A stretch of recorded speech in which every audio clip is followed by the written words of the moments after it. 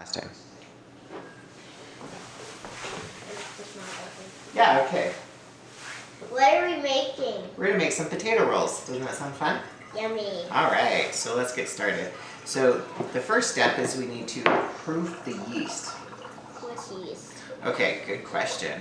So yeast is actually a type of bacteria. This right here is 1 cup water. And go ahead and put your finger in it and tell me how warm that is. Really warm. It's really warm. But So, not hot. yeah, it's not hot. And that's going to be the key when you make potato rolls. Or any bread for that matter. Because this right here is a type of bacteria.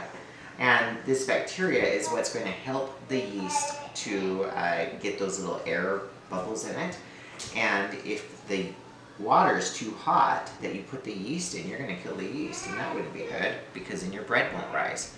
So this is called proofing yeast. So go ahead and take this and just stir it in there a little bit. So that's just 1 package of yeast, or about 2.5 teaspoons of yeast. Okay, stir it in, make sure it all gets nice and stirred in. Now we're going to add just a little tiny pinch of sugar to this because yeast consumes sugar. So this is sugar.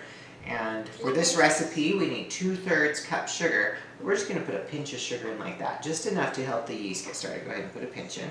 Not a whole lot. I found that if you add too much sugar to your yeast as it's proofing, it doesn't proof as well. Okay, let's just stir that, and then we're just going to set this aside for a minute. Pretty easy, right? So then what are we going to do? Alright, because we have some more things that we've got to get going. So you can't just leave it aside and then just wait. Exactly. So this right here, do you know what that is? I forgot what it's called. Yeah, this is shortening.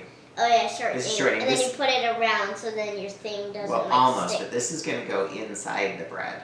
So this is 2/3 cup shortening. Now, this right here is 1 cup of scalded milk. I knew that was milk. Yeah, but what does it have on top of it? See, it's got kind of like a skin.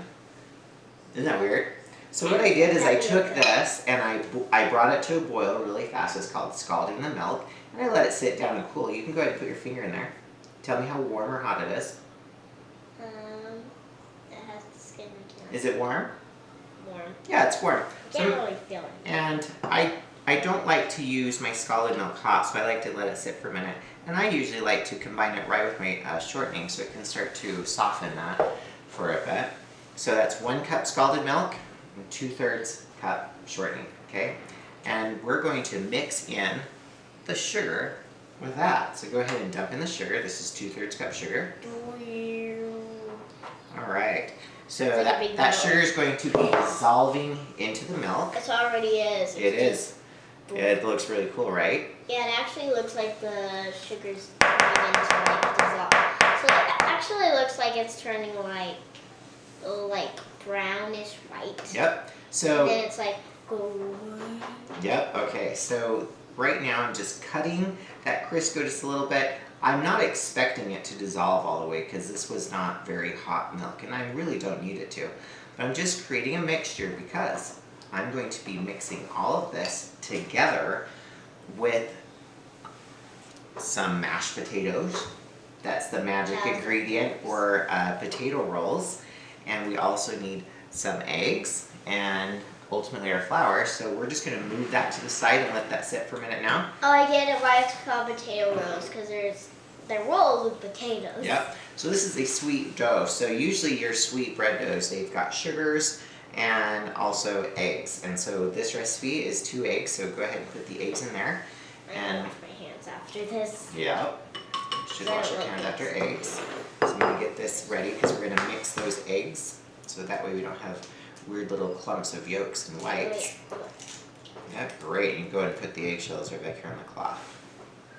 Okay, there's that.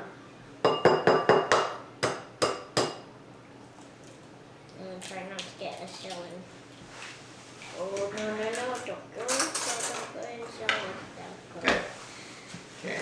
I'm gonna go wash Awesome, go wash your hands. I'm just going to go ahead and beat these eggs right here until they're of a smooth You're consistency. gonna keep them company.